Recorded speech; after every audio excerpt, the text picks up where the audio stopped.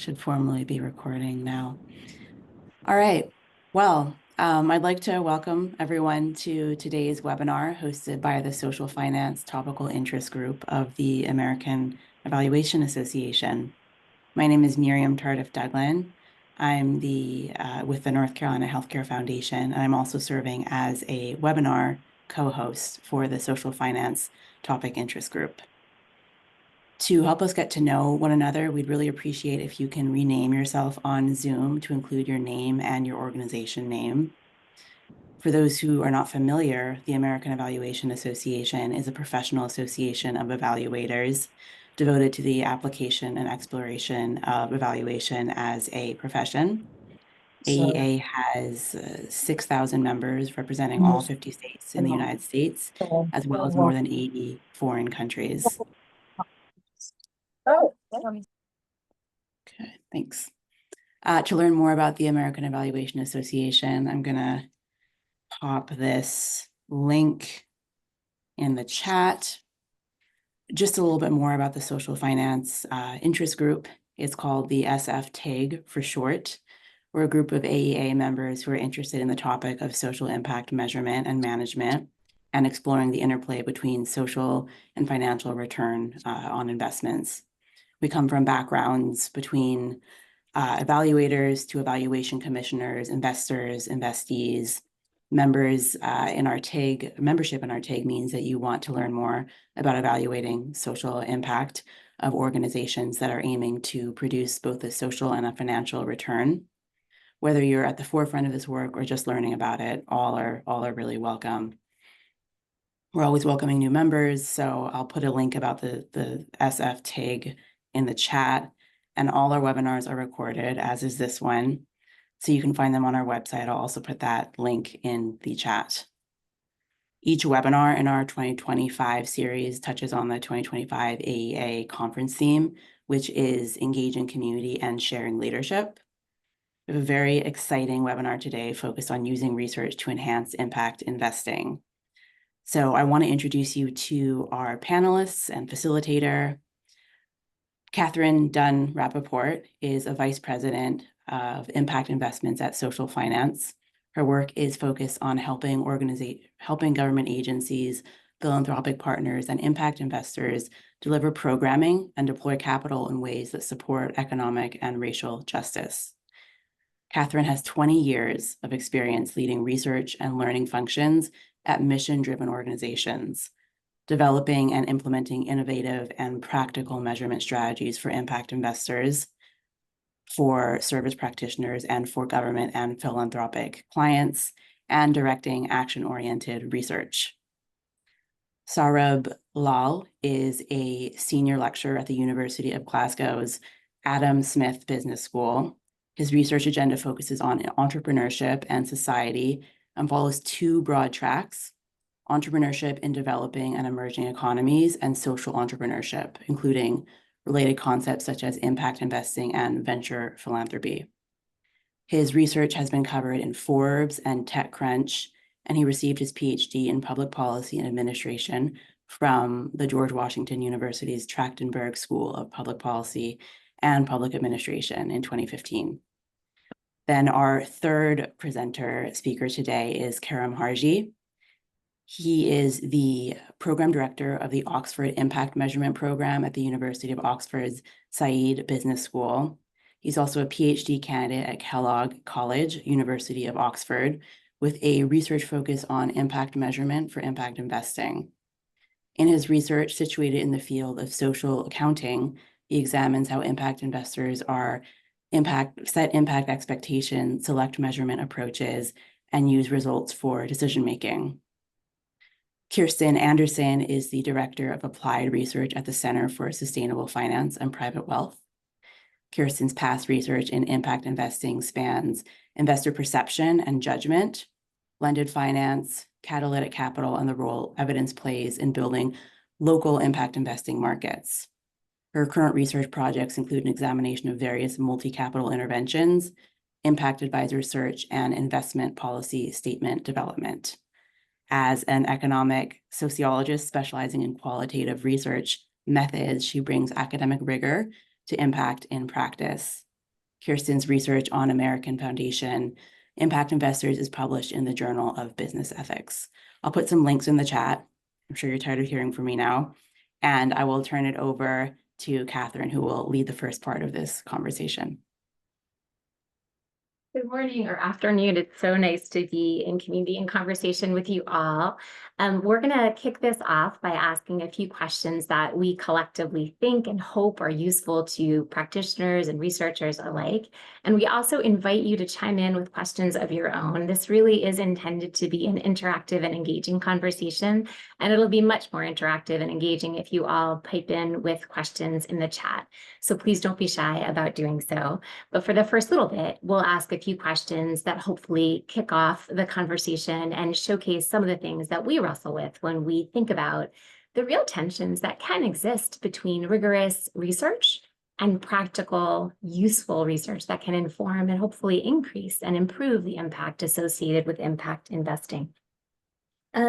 So first and foremost, just to give the Zoom room a sense of the kinds of work that our illustrious panelists do and the research that they're doing in support of ever more impactful impact investing, I'm hoping that each of the panelists can share an example or two of the research that they're doing on impact investing, and then to talk quite specifically about how and why that research is important to the field. And I'll let you popcorn style answer the question.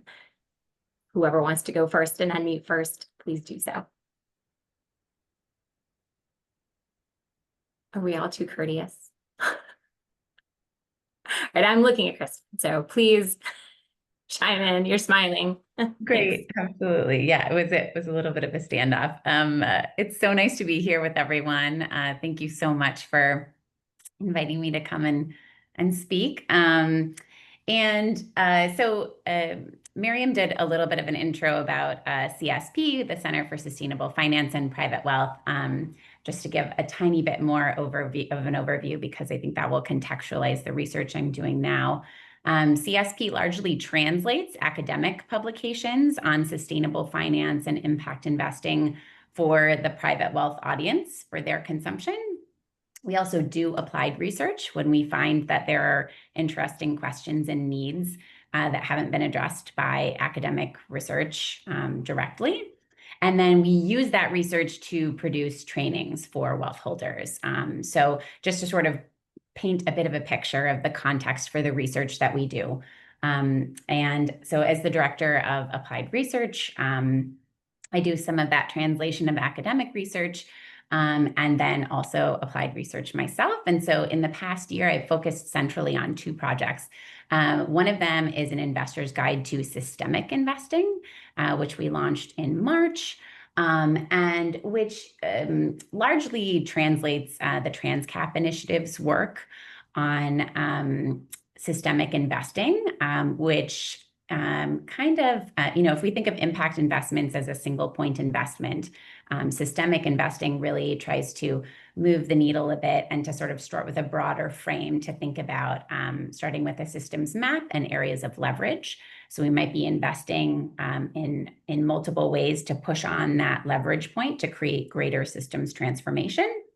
And so we wrote an investor's guide that sort of translated high-level topics about systemic investing to introduce it to our readership. And we have a course on the topic as well.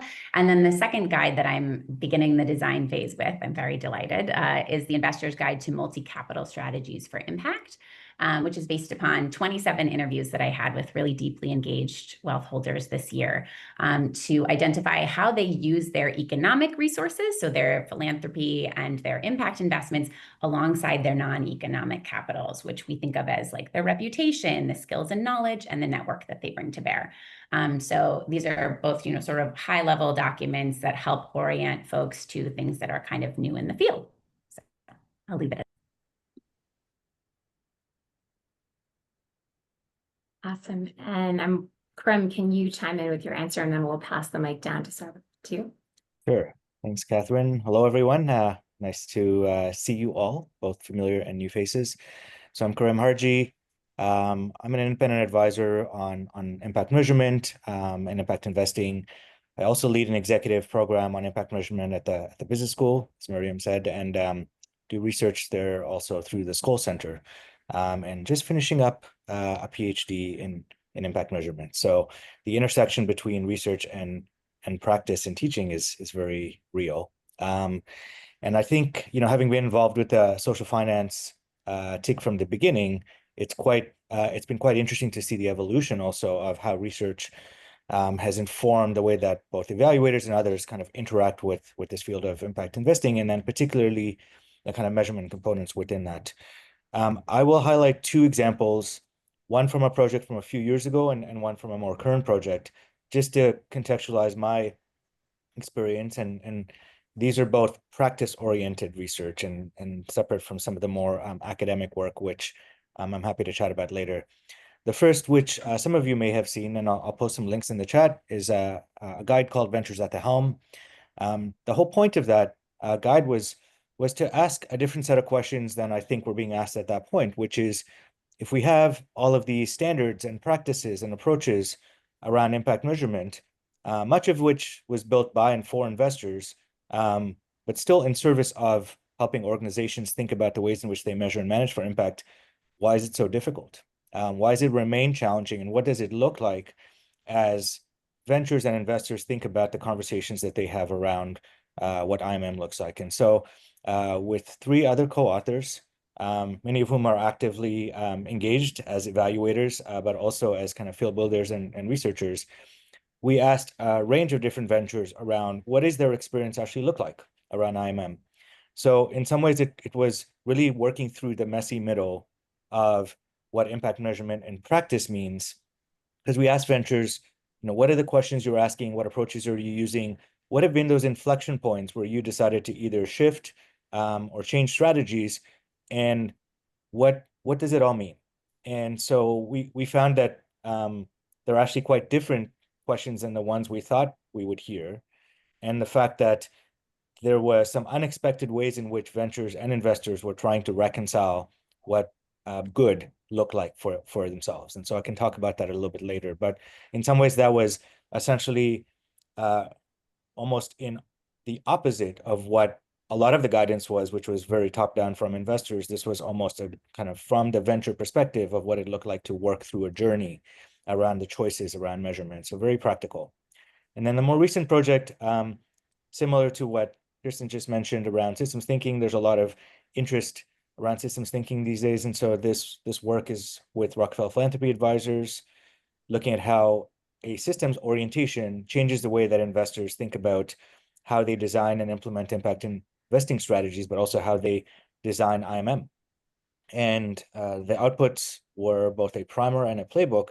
The point here was really to try and use research and to both bridge the kind of abstract topic that it sometimes feels like to something more practical and provide pathways for investors, but also fundamentally challenge, I think, some of the more conventional aspects of what impact investing practice or even IMM practices look like, and what it could look like to think about it a bit differently. So to use research as a bit of a push, maybe even a provocation to think about this in a more holistic way, or in ways at least they incorporate a broader range of perspectives. And I think between Kirsten and now, you'll hear some of that for the different audiences that we've been engaged with. So yeah, 2 very different pieces of research.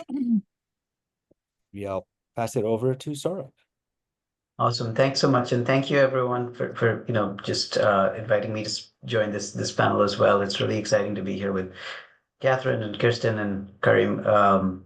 This is an area that I've worked in for 15 years now, and in different capacities, both as a practitioner and an academic, and now kind of spanning both.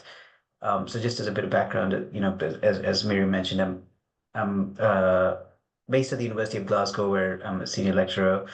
But I also so I do academic research, but then I also try to sort of connect that to practice and work really closely with foundations and impact investors as sort of places to do research, but then also where some of my research can hopefully feed back into how they're thinking about impact more generally, and in sort of specific ways that they make decisions as well. So I'll give a couple of examples. One that is recently completed. That is some joint work with Amisha Miller from New York University. You know, she's kind of the lead on this, but we worked with a really sort of prominent impact investing accelerator and fund to think about a key challenge that they were struggling with, which was that, you know, despite lots of opportunities, their sort of portfolio companies tended to not be very gender inclusive. You know, they tended, and this is a challenge that exists across investing, not just impact investing, but you know, I think one of the things we were seeing was that how this really sort of the challenges of the venture capital non-inclusive world tended to fall back into impact investing as well. And you know, we worked with this accelerator program, Village Capital, to do a randomized control trial and impact evaluation of how to test different ways to make investment practices more inclusive, and to really sort of test their own impact in terms of gender inclusivity. Now that's the academic side, but you know, that's an ongoing sort of battle to get that paper published and go through, you know, various iterations of journal reviews.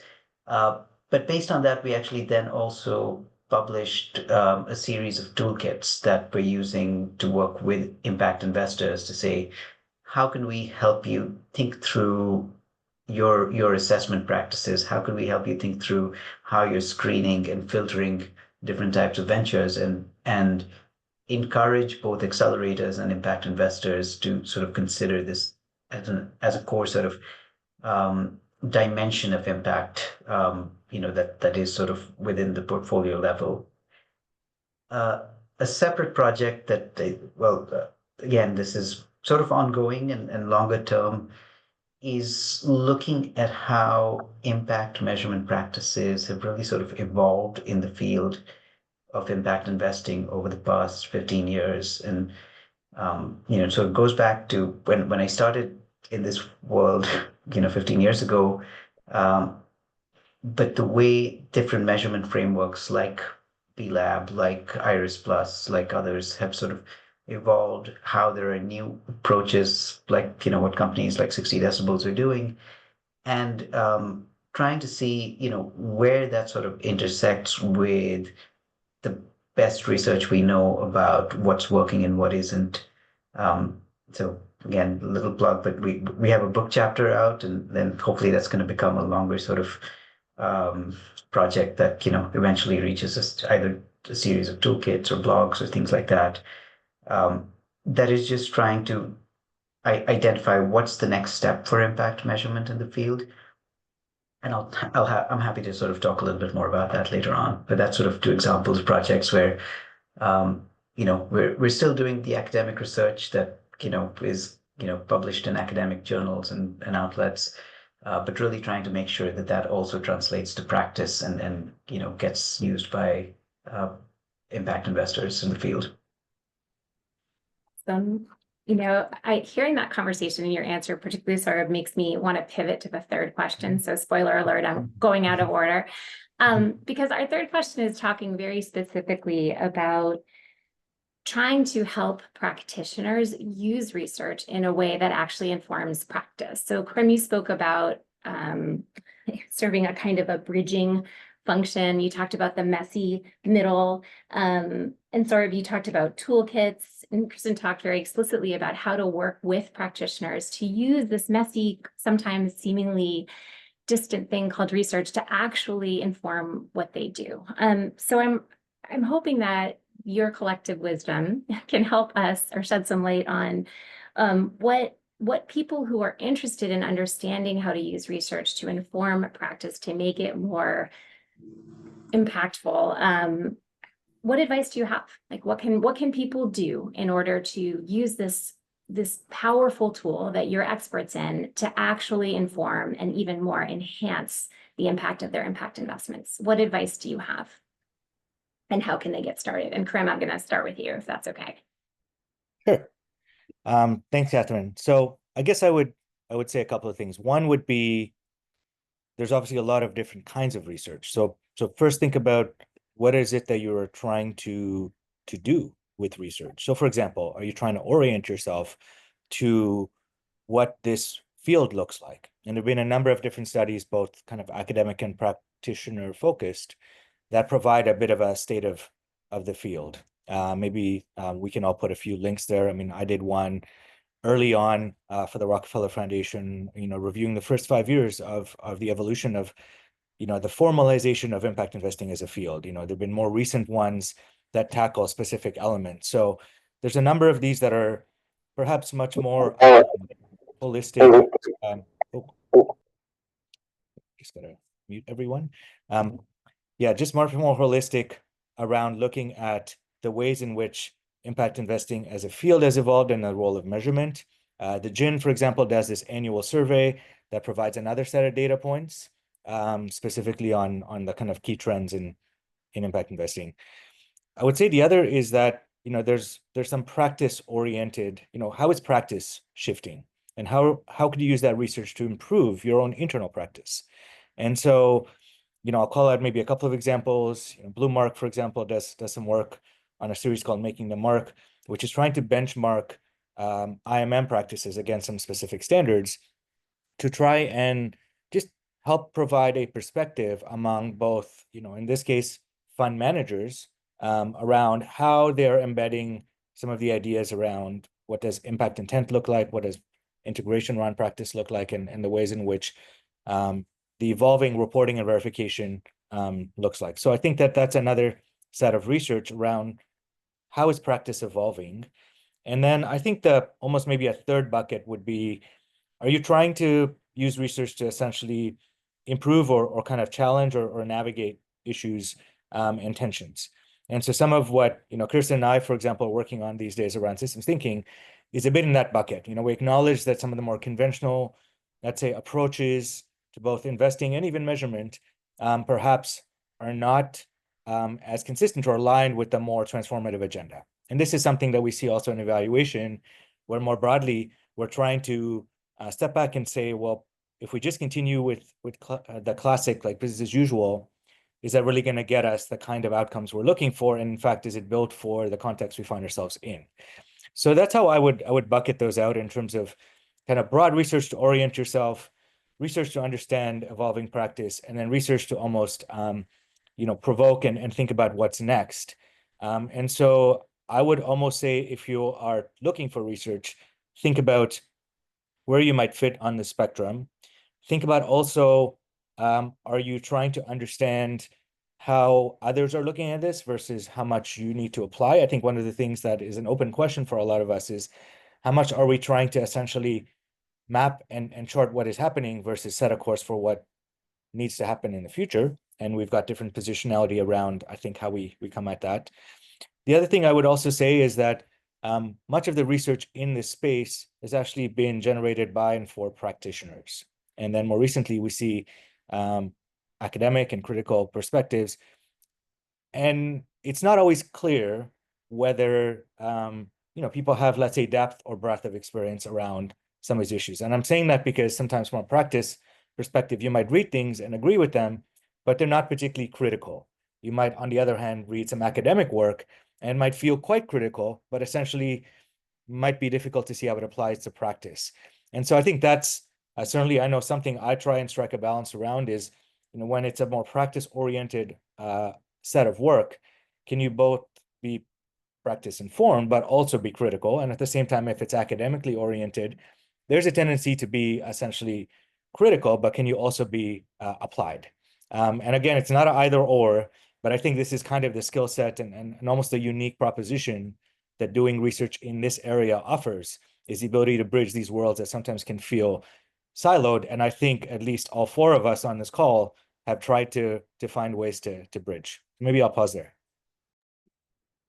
Awesome. That's helpful. And I think I'll chime in with a few of the strategies that I've deployed as somebody who is an in-house research leader at social finance and as a very practical orientation in terms of actually using it to inform investment decisions. For me, I think it's really important to start out with the why.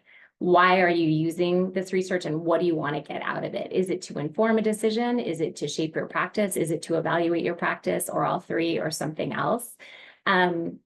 leaning into what is the minimum viable, emphasis on the word viable product in terms of what right-sized research looks like. And I think for practitioners, it's super duper important to understand that a little bit is better than none in terms of thinking through systems for using IMM research, et cetera, to inform decisions. I think sometimes folks get so overwhelmed that they don't start. And I think that's a disservice to practice and the field. And I also think it's super important for practitioners and researchers to give themselves a little bit of grace. Everybody who has spoken has noted the fact that the work is evolving, and that's okay. And so starting with what you think makes sense and is credible to inform your practice, and doing some homework on, some of the leading institutions and resources that folks have chronicled in the chat and in this conversation are good ways to get started. One last thing while I have the mic, and I know that this is a cornerstone of all three of your practices, is being really cognizant of power dynamics in this kind of work. So thinking through what it takes to provide information as you think about what you want to know, and making sure that you're not unintentionally burdening investees or communities targeted to benefit with requests for information that are not viable for folks to provide. But that's my 2 cents. Why don't I turn it to Saurabh? Yeah, sure. I'm happy to chime in with a couple of thoughts, and I think I think connects with a lot of the stuff that Karim said as well. I think Catherine, I'm glad you mentioned the power dynamics piece, because I think that's such a sort of important angle to think about when we talk about impact investing. And I think it sometimes sort of gets overlooked a little bit, because there are different layers and levels of power. I think the American Evaluation Association folks will be very familiar with Michael Quinton-Batten's work, obviously, and the thing that he always says about how evaluation is about people, right? And I think that sort of translates really importantly in this impact investing space, where you've got a lot of different stakeholders, you've got a lot of different types of people. So I think considering that from that perspective of who's actually at the center of that, who's to whom are these different stakeholders accountable, right? So within the investment fund, are you accountable to your LPs? How are you accountable to different funders? If you're a social enterprise reporting to investors, then how you're kind of negotiating that. Similarly, when you're thinking about your beneficiaries and customers, how are you sort of using impact measurement as a relational tool. So I think that's for me, like, this is the big kind of way I think about impact measurement. And I think a lot of what's driven my research as well is that it is really a relationship management tool. It's about how you're at early stages, maybe you're using it to legitimize yourself, to test theories, to test things that your theory of change and so on. But later on, you're maybe using it to actually inform specific decisions. And then, eventually you're maybe reporting to funders, you're kind of integrating into your larger kind of scaling up plans. So I think it's kind of recognizing who's involved and for what you're actually going to use it. And I guess one sort of additional point I'd maybe bring up is, I think to think about research from 2 perspectives for practitioners. One is, what do I need to make this decision right now? And that could be an investment decision, like where I want to invest. And the second is this sort of broader kind of, I don't know, fuzzy enlightenment perspective of, what is it that as someone in the field I need to know, right? Like, what's the state of play? What's the kind of standard for the field? We should know this works. We should know this doesn't work. And I think that's the kind of harder piece for, I think, the research practice connection sometimes, because it does require translation. It does require a lot of aggregation.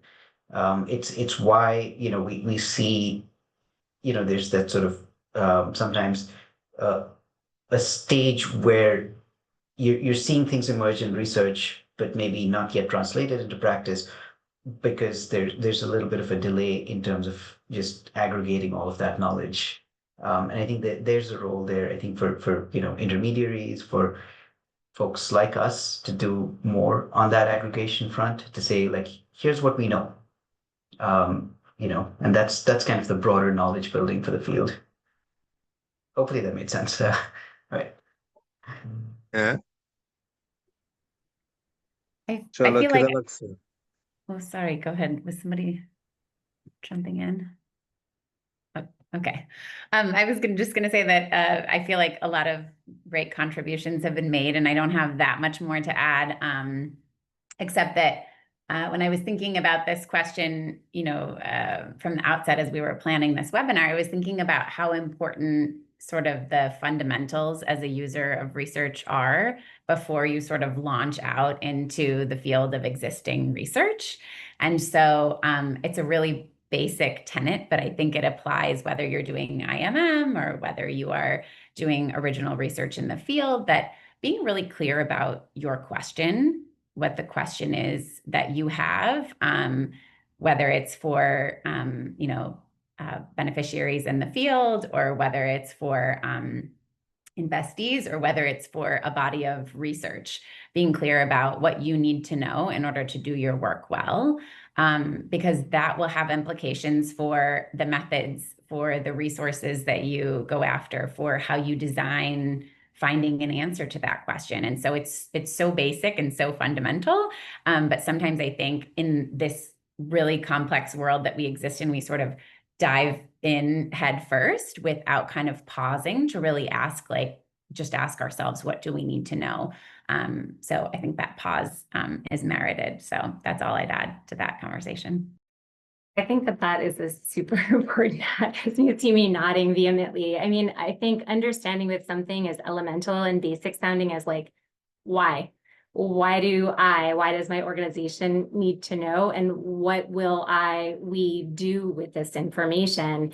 It's again, yes, it sounds elementary, but it's actually like a really important gating question, actually, because I believe that if the answer to that question is because I'm interested and curious, that might not necessarily justify the time, resource, expense, burden for folks responding to questions that is inherent in research. But if the answer to that question is so that my organization, leaders in the field can better understand what's actually happening with this funky tool that is impact investing to be more quote unquote impactful, well, that's a more legitimate use case, right?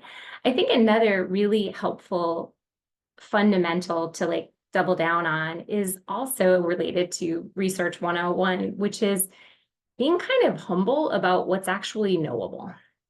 So there's the why do you need to know stuff? And there's also the, is it feasible to know the things that we would like to know at the time of inquiry? And so now I'm arcing back to the second question. So forgive me, panelists, it just felt more organic that way. But recognizing some of the inherent tensions between rigorous research and impact investing. So for example, what is knowable at the time of making an investment is very, very different from what is knowable after an intervention or a program is done. And so there's this funky tension around trying to use this tool of research kind of proactively to inform an investment decision, even though traditionally we do learning, research, evaluation work, sure, in an ongoing way, but it's most credible after all is said and done. So that's one tension, is what's actually knowable in research and impact investing. Like those things don't necessarily harmonize. Another tension, and Saurabh mentioned doing a randomized control trial. Randomized control trials, in my experience anyway, take a long time, and they're also really expensive. And so that scale of effort and time doesn't necessarily jibe with investors' need for actionable information that can inform investments decisions. So that's another place where there can be tension between these two universes, both of which are super important and which need to play nicely together. that we have to navigate in order to actually have research live its promise in this field of impact investing. So I'd love to ask panelists a little bit about some of the tensions that they see in navigating research and impact investing and figuring out, not just identifying the challenges, but in as much as you can, about how you've addressed them, so that we can learn collectively for our own practices about how we can emulate what's working for you and work done by you. And I'm looking at you, Kirsten, so maybe you can start off with an answer to that question if you feel comfortable. Yeah, sure. So I mean, when I was thinking about like the concepts of rigor and practicality, I was thinking that I think that well, actually, maybe I'll even start because as you were speaking, Catherine, I was thinking about, you know, how much even more true this is as there is this turn toward systems investing, right? And this broader acknowledgement, right? Like even further complicates, right, our ability to know what is true at any given time, especially because if we acknowledge complexity, we have to admit that, you know, all of this is iterative and adaptive. And so as we're intervening in the system is changing. And so what it's capable, you know, what we're capable of knowing later on is in question. And so I think this is a very real, you know, topic for the field that they're juggling right now. There's actually a series of really interesting blogs by Jess Dagger on this topic related to systemic investing specifically, that I'll try and find and drop into the chat, because she really wrestles with how do we think, and TransCap Initiative wrestles with how do we think about IMM for systemic investing. But just, I mean, I think I'm a theorist at heart, so I sort of go back to these like, you know, these topics. And I was thinking about the difference between rigor and practicality when thinking about this question, and the fact that, you know, what it means to be rigorous is standard, right, across the board. And so having rigor in research is one thing, but practicality feels very audience specific to me. And so how do we sort of juggle this tension between, of course, identifying what's rigorous in the field to begin with, or that meets our standards for rigor, but then the practicality piece has a lot to do for me with translation and who wants to use it and for what. And so I think it highlights the importance of the translation function between rigor and practicality, because that's where we have to make decisions about translating rigorous research for whom or for what purpose. So yeah, that's my thoughts on that.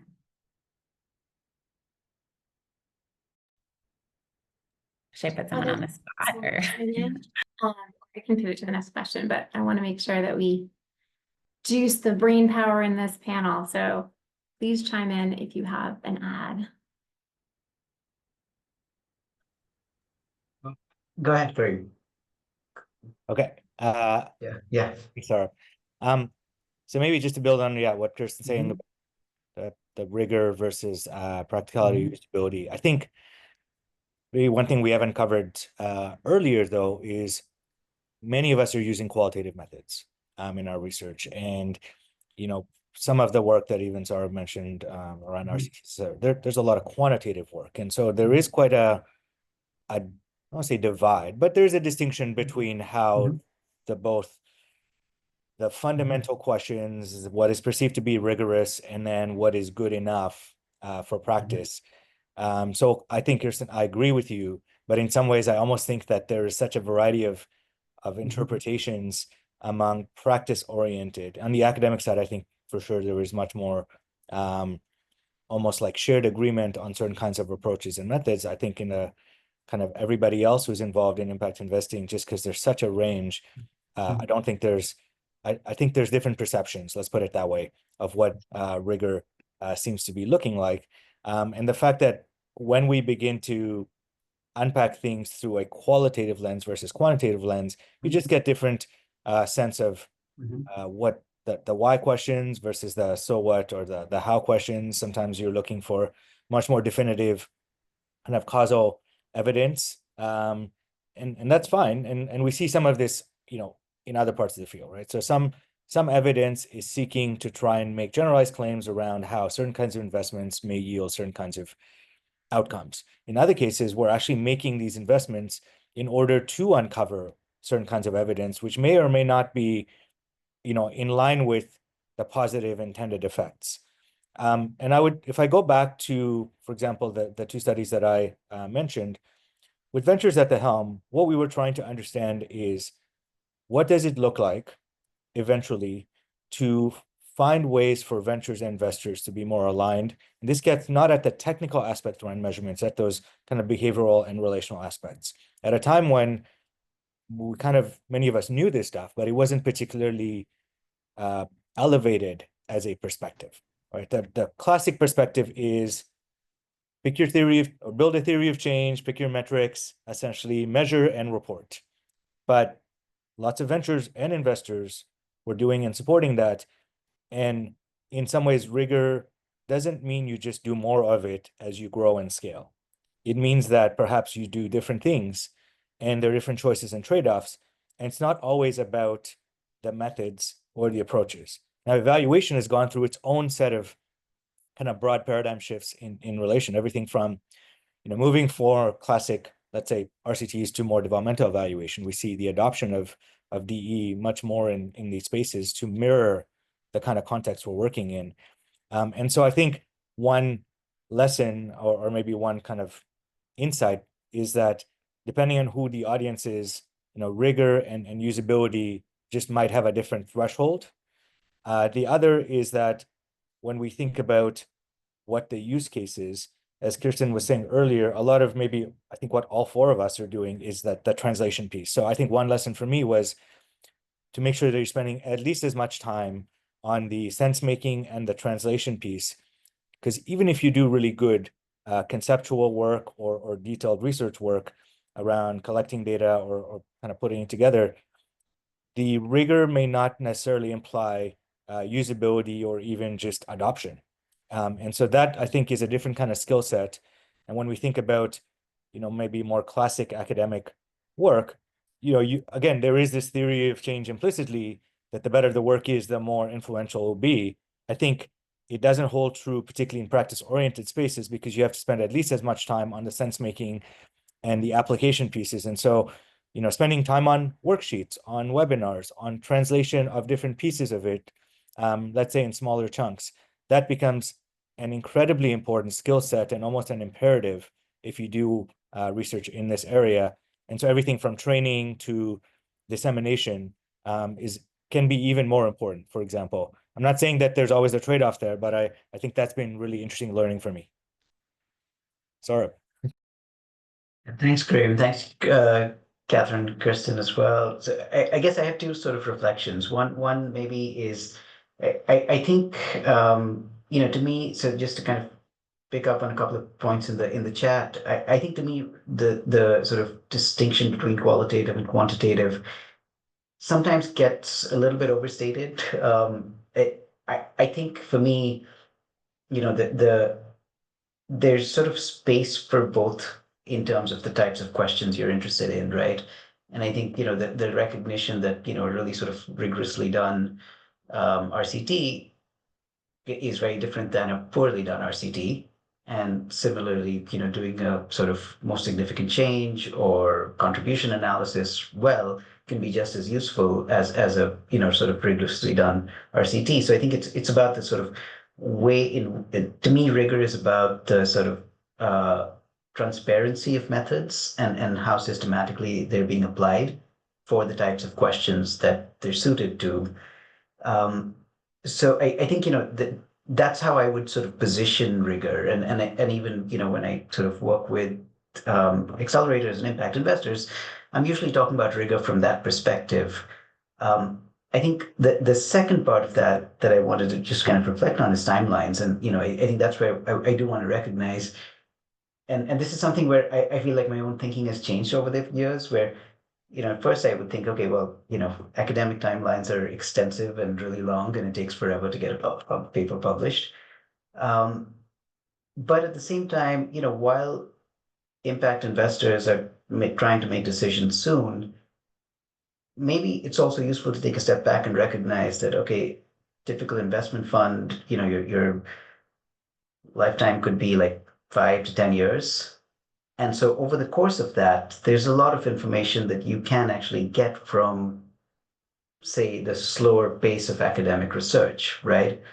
And I would almost encourage, both academics and practitioners to sort of say, look, what are our realistic timelines, right? Um, at what points do we need different types of information and make different types of decisions?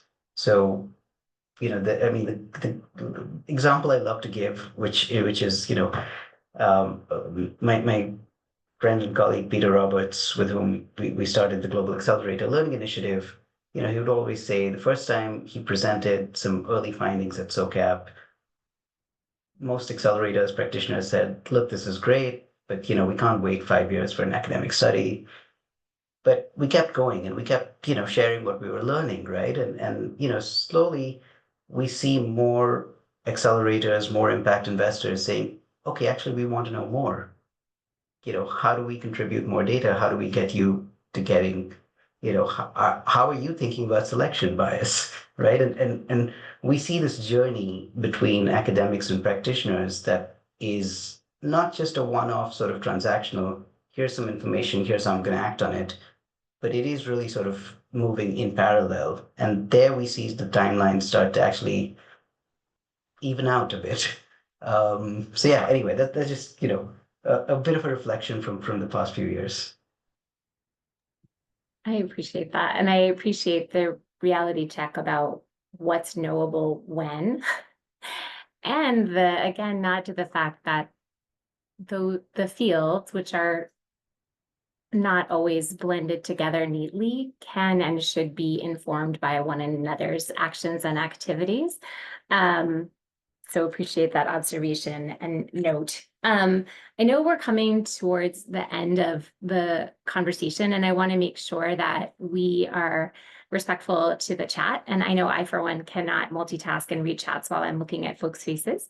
So maybe I'll pivot to Miriam and ask her to surface any questions that have come up that would be good for us to zero in on as we close out this conversation.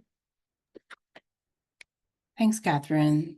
There are a few questions I'm seeing in the chat, some of which have already been answered. It looks like one of the ones, let's see.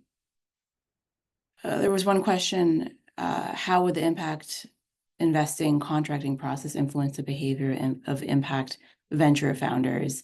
Is this explored when reporting on the contribution of impact investing funds?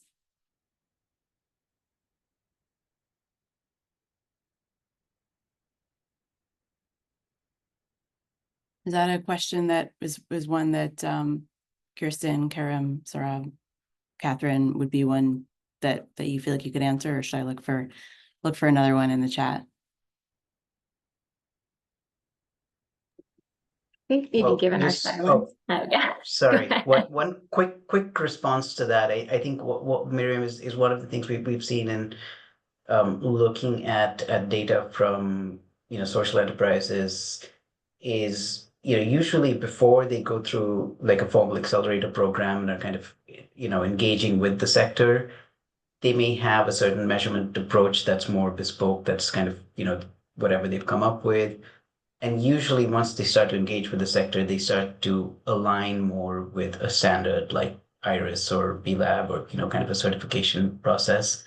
So I think that's maybe one example where I'd see, that's kind of a shift in behavior where once they get involved with the investment side, they start to change some of their practices. With Karim, Kirsten, you guys might have more sort of in-depth experience with this. Yeah, maybe I would just say, with the Ventures at Home work, what we try to do is to primarily come from the venture perspective to try and understand what do the choices and questions look like, and if in fact what is getting in the way is not just necessarily the technical issues, but that the idea that you have to align with the other party, where normally there's a power dynamic, etc. What would it look like to, on both sides, change the way that IMM could be more productive, useful, etc. the way that we addressed that almost from a design perspective eventually was to make the journey of how you navigate these questions and issues in practice real, so that founders could look at the experience of other founders and teams and it could feel familiar. Then to be able to guide them through a more structured process of what are the questions are you asking? What are some challenges you're facing? What approaches are you using? And then to internally first identify areas of alignment or misalignment with these kind of 4 archetypes or phases that we came up with, but then have a conversation based on your responses with your investor. And then similarly, to have an investor have a structured process of reflecting on their beliefs and expectations around what they think good IMM is, and work through a process of saying, how do you use metrics? What are the questions you're asking? What are you insisting your ventures provide to you and on what cadence? And then it becomes very clear often that there is a bit of a difference, even within the investor perspective, around what their expectations and kind of ambitions look like, but then to have a different kind of conversation. So I think that this is almost the next step in a lot of this work, which is initially have some starting points, which I think we now have. And I think we've all shared some resources around fundamentals, which exists, right? There's a common language around theories of change, impact theses, standards, frameworks, tools, reporting. Now we're grappling with the implications of that and trying to recognize that it's not just about often picking the right method or tool, but it's around this question of how does each side get the most value from doing this work? And then some of the ancillary questions are things like, how do you pay for it? What does good enough look like? What is appropriate when the field hasn't yet defined a set of thresholds or benchmarks around kind of rigor and credibility, but that we collectively want to make sure the bar is higher rather than lower. So I think in some ways it's a really interesting time to be involved, but also there's a lot of starting points pretty much from wherever you are. And I think, the one thing I seem to find myself repeating these days is don't reinvent the wheel, because there still feels like there's a lot of that happening. There's a lot of standards and frameworks, et cetera. We don't necessarily need more, but we need to find ways to have the transparency around what are we picking and why. And to the extent that if you're already working either directly with an organization or investor or being the kind of intermediary between them, try and find a way to be explicit around the basis in which you're making choices so that it's clear what you're trading off on. Because, we've talked about the rigor versus, even usability. There's a whole number of other choices that people are trading off on. What your budget looks like, how transparent you could be, what the incentives might be within the organization you work with. And again, we have starting points and research on this. And I just have put for others, just another resource for evaluators. A few years ago, there was a special edition, American Journal of Evaluation, that began to outline almost like the agenda for evaluators. And so for those of you that are newer, I'd encourage you to read that in light of what you've heard today, because we've come a long way since some of those initial thoughts too. So I think that's also perhaps a good sign. I think that's a helpful resource. I also think that, I really appreciate this question. Social finance, as some folks may know, has an impact first fund of funds. And I think these are questions that we wrestle with and did wrestle with some of the folks on the panel around what kinds of questions to ask and what level of quote unquote evidence we need.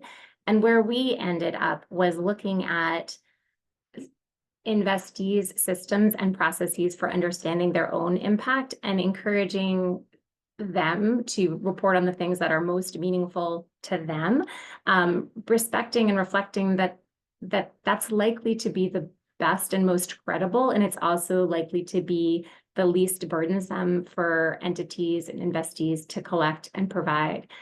It does mean that sometimes it's harder for us to harmonize our data because we are intentionally leaning into the expertise of our investees in terms of telling us what matters to them versus prescribing a regular routine set of metrics. There are some things that we can and do aggregate, but I think that's one of the tensions that's real for entities that are making investments into a diverse universe of funds and investees. And I think it aligns with the question that was asked earlier, like how does this process affect power dynamics and contracting and things like that, because it does influence what is collected and reported, et cetera. And I think also recognizing that sometimes more is not more in terms of data. And if you can zero in on the things that matter most to the entities who are doing the work, once you've agreed that they are indeed aligned with your mission and goals as an investor, I think there's a healthy balance of encouraging practice, but also respecting that investees themselves are the experts in their own work. Okay, I know we have 4 minutes left, and being the bully that I am, perhaps I'll just allow each of the panelists to close out with either a summative comment in terms of advice for folks, because I see from the chat there is a lot of looking for advice about where to get started, either that or a call for research that you think as a well-versed expert in terms of research that's being done in this field, research that's needed. So either advice or a call for some research that would really benefit the field. And anybody who wants to go first should go first. Karim, you're occupying my screen, so I'm going to call on you. Sure. I guess I would say that, the toolkit that we tend to develop as evaluators, includes methods, it includes kind of processes, structure, and a lot of knowledge from multiple decades of work. When you apply that toolkit to a private kind of wealth or private sector orientation, the kind of context, the norms, the incentives, the ways of working are all very different. So I guess my both like, what to look out for, what is needed, et cetera, would be what are the ways as evaluators we can work more constructively, not just critically, because I think there's a lot of great work on critique, but constructively in ways that acknowledge the critique, but also try and understand the ways that we can adapt our notions of, rigor, participation, usability, all the good things in a context that has just different incentives and perspectives on those things. So I think it's a different skill set than the ones that were normally taught, but I think it's exactly the skill set that we've talked about today. So that would be my kind of, almost like call for as a profession and as a group within the TIG, how can we do more around that? Well, I feel like my expertise is, slightly tangential because I'm not in IMM proper, right? But sort of working in the space of enabling private wealth investors, who will see these impact metrics or consider these. So I'm always sort of thinking at kind of the front end enabling environment pieces, and have been thinking about it's sort of an equal opposite to what Karim is saying about sort of like the sort of bigger picture complications that I'd like to see in the field that sort of are theoretical in nature, right? And thinking about things like our sort of accepted notions of markets.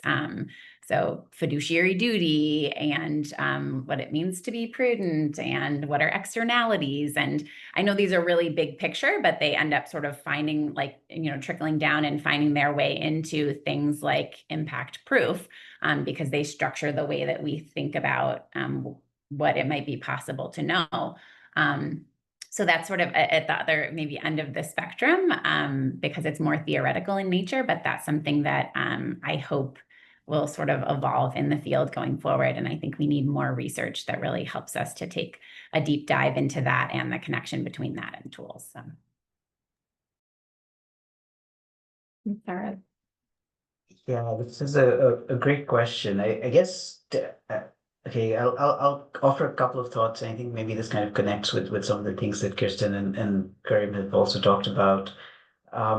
So I think the first is that, we, as evaluators, we're coming from a tradition of really kind of working with, public sector agencies, public programs, or nonprofits and philanthropic programs. And I think, we're translating a lot of our knowledge and expectations to impact investing and markets. And I think just kind of recognizing that, as we're making that translation, how are we adapting it to specifically deal with the issue of, financial and social performance, right? So I think within impact investing, we need to be able to show social performance, but that's really sort of in tandem with financial performance. And so I think thinking of I think this is where maybe there's an opportunity for research and practice to come together to say, like, how do we think about, ways in which we're testing and pushing that sort of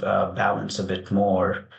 I think the other piece that I'd say is around, I think, there's sort of this, again, within the evaluation world, like there's the evaluation and there's the performance measurement. And, thinking through some of those tensions about how we're unpacking theories of change, whether that's through quantitative or qualitative approaches, but really sort of going rigorously into, what are the assumptions we're making about these theories of change and how do we kind of really, go deep into that, versus the more sort of performance measurement, like day to day, here's what we're tracking, here's how we're comparing.